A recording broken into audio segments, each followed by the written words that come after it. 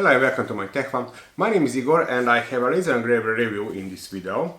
And this is the Atomstack A5 and this box is sent to me by Banggood for a review. Now the reason I accepted this engraver is that when I arrived I checked it was the cheapest large scale laser engraver on the Banggood at the time. The area is 400 by 410 millimeters. And it is equipped with that very commonly used 5 or 5.5 watt laser module. Also, with this box I got several accessories like this aluminum card for engraving, or this rubber, plywood, the rotary desk and similar. They will be presented one by one in separate videos. About this laser engraver, as I mentioned, it is the cheapest, but it's used the same module like those newer fancy engravers. So it doesn't have any other fancy things like, I don't know, touch screen or possibility to read from the SD card, or I don't know, tilt detector or air resistance or something similar. It just equipped it for the engraving, and it also used that very commonly used 5.5 watt laser module. Before I start with the unboxing, very important few words about the safety. Okay, so the laser engraver, it's not a toy, it's a tool which requires some safety equipment. The most important are those safety glasses, and not only for the operator, but everybody in the same room should wear those safety glasses. And there is a chance that somebody will enter accidentally in that room, then an enclosure is also recommended for the laser engraver. Or also the enclosure is recommended if the room is not so good ventilated and you want to take care about those fumes and smokes which will be produced by the engraving. Okay, now let's see what's in the box. And the first thing when I opened is this cutting mat. It is steel to protect the desk until engraving or cutting. So this is the main board with the power and USB connection on it, and this is one of the three legs, the safety glasses, USB cable, and this is the power cable and power adapter, switch of the power adapter, so very strange solution. And the power supply is 12 volts 5 amperes. And then we have content of the toolbox, so we have this marker, open and wrench to adjusting the V-slot wheels, Allen keys, zip ties, sample materials for engraving. This is plywood and black acrylic. And I think this is for the setting the focus of the laser. And then we have bolts packed in different bags from step 1 to step 5. And then of course we have 20 by 20 alloy extrusion. These are part of the main frames. These have a ruler on it, and we have 20 by 40 alloy extrusions. And this is the laser module, and as you can see on it, it says the power is 5 watts. And the box is empty. I can start with assembling. And let's start with assembling step 1, and I have to admit that I have that deja vu feeling. So the first step, I have to assemble this frame. The one with the logo is here on the back side, the other wider with the smooth side up is here on the bottom, and two smaller alloy extrusions are on the left and right side, and this one here has the roller. Pay attention that on one side the slot is enlarged a little bit, so the head of the board goes inside. And it is really recommended to do this on the flat surface and tie the bolts diagonally. And during the tightening I am pressing the frame down so it will stay on flat surface. Step 2 is mounting the X carriage, 3 legs, and the mainboard unit here on the left back side.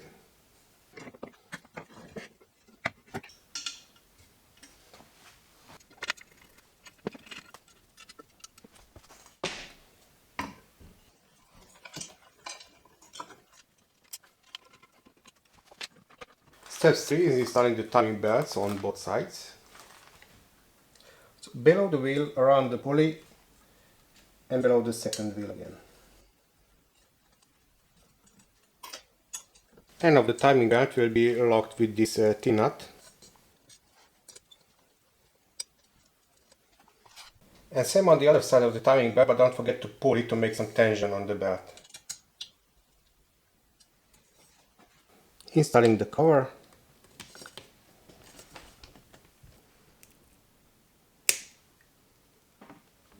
And now same on the other side, but before I finally tie the timing belts, I have to pay attention that these two other extrusions are squared. So as you can see, in my case it is not completely parallel. This means I have to adjust it a little bit. I will use the set screw on a pulley, and then I can rotate independently one side. And when I see it's parallel, then I will tighten back the set screw and it's ready. And if I check it one more time, I can see it's parallel now. Step 4 is installing the laser module and the protective covers.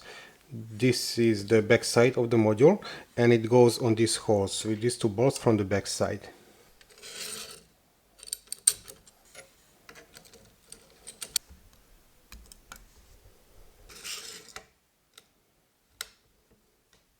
And now installing the protective covers.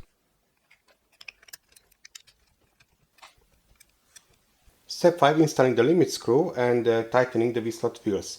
And the limit screw goes on this side where the main board is. For tightening the V-slot wheel, we need the open-end wrench and to find the wheel with the setting nut. So on the other side, those two are fixed. As you can see, it rotates quite easily. And I have to rotate the setting nut until I can feel that I cannot easily rotate this wheel if I hold the X carriage. And we have to do on Y-axis on the other side and also on X-axis the laser module holder. And it doesn't wobble anymore. And step 6 is the wiring. So this cable goes from the main board, and on a half distance approximately we have a connection for the stepper motor. And then at the end we have a connection for another stepper motor, and this one goes to the laser module.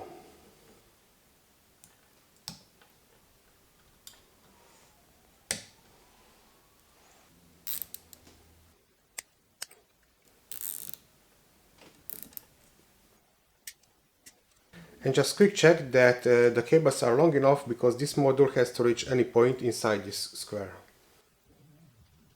Okay.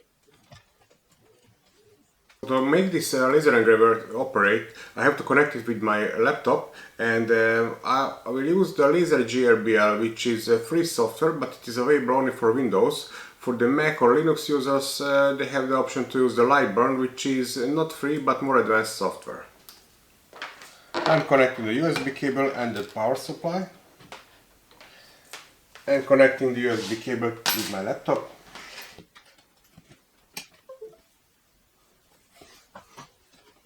I'm placing this steel plate to protect my desk during the engraving.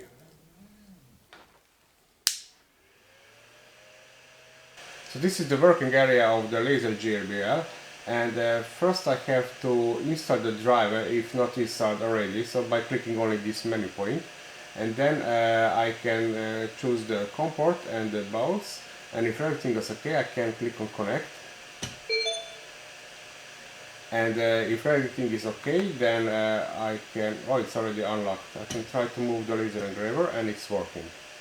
First I will start engraving a plywood, and I'm opening an image. I will start with my Tech1 logo,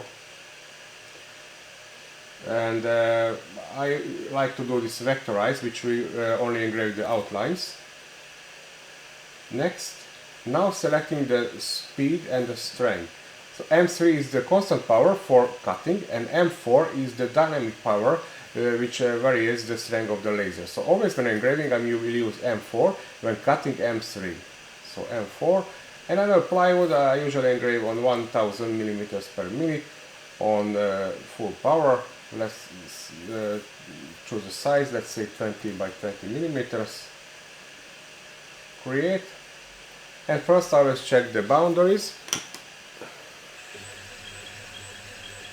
This is fixed focus lasers, and I have to set the focus on this surface using this distancer.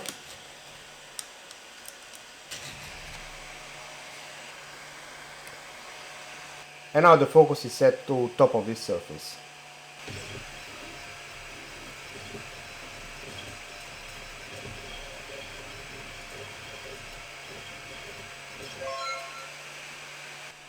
And I can confirm that this is very similar result like with those other average 5-watt laser engravers. Next is engraving a grayscale image, and here I'm using line-to-line tracing with 12 lines per millimeters. I'm set here the maximal speed, but the power will be 50% only. And you can see here the engraving process.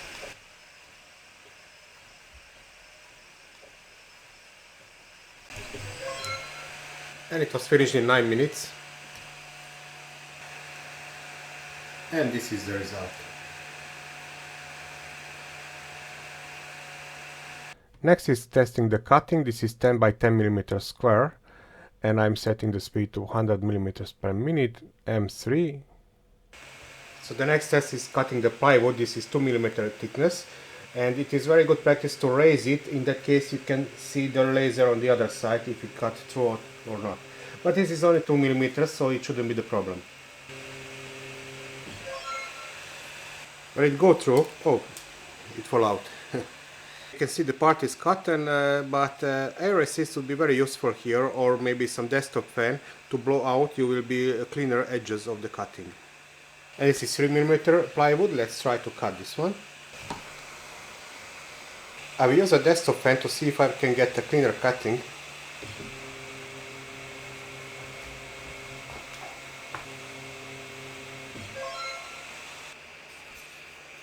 I did notice that I have some engraving on the other side, but yes, it is cotton. And compared with the previous cutting, maybe just a little bit cleaner cutting edges, but hardly noticeable. Let's try to engrave the leather.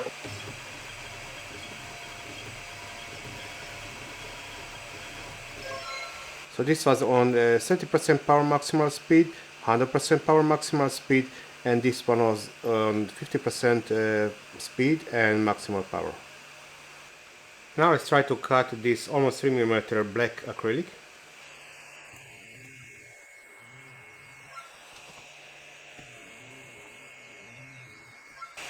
Now I saw the laser constantly on the other side, so I know now it needs 2 passes.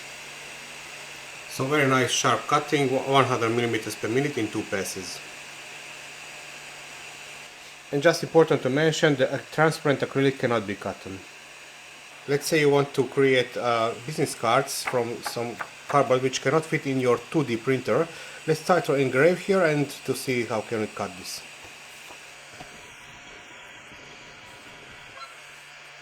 So this was on 50% power maximal speed, and this was on 2000 millimeters per minute and full power. 500 millimeters per minute full power.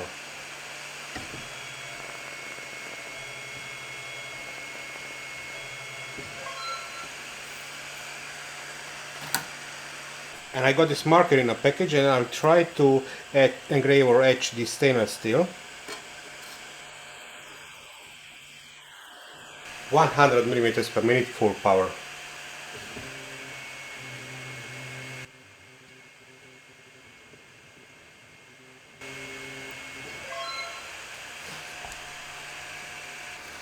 Let's try to clean it. Oh, it's there. I don't know how durable, but yes, it's here.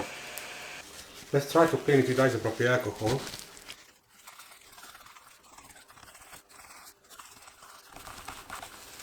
Well, so far it looks like it's permanent. So Atomstack A5 can engrave stainless steel, of course with the help of the marker, and this result may vary depending on the marker you are using. And now the conclusions. Several times I mentioned that I have that deja vu feeling, and actually the reason is that it is very similar to that Nasum A5 engraver which I did a review maybe a few months ago. Probably that's the rebranded Atomstack A5. So I can just repeat everything I mentioned there. What I like about this printer is that this rigid frames structure with 40 by 20 alloy extrusions. So it is very rigid, but I'm surprised that they limited the speed to 3000 millimeters per minute. Recently I did some review of similar structure engravers which are able to engrave on 10,000 millimeters per minute, which is very useful with this kind of grayscale engravings where you don't have to reduce the power. You can go with the full power and the full speed. Also, what I didn't like on this printer is the noise. Very similar noise like on that Atomstack A5. A different switch, more elegant would be to have some emergency stop button instead of this. Actually, it's this extension add-on on the end of the power cable. And also I don't like that every time I want to set the focus, I have to use the tools, the Allen key and the distancer. So it would be better if there would be some kind of solution where I can just rotate the knob and adjust the position of the laser module. And I don't have to use the Allen key, which always has to be somewhere around the engraver, because I will need it every time I'm using different material to set the focus. Anyway, for the price, this is great engraver. You will get that standard 5.5 watt laser module, and probably I will put these laser engraver reviews to a side until I cannot see some significant improvements. But if you want an engraver which will just do the job, well, Atomstack A5 may be the solution for you. Okay, if you have any additional information or comments, you can leave me a line down in the comment section. Thank you for watching and happy engraving!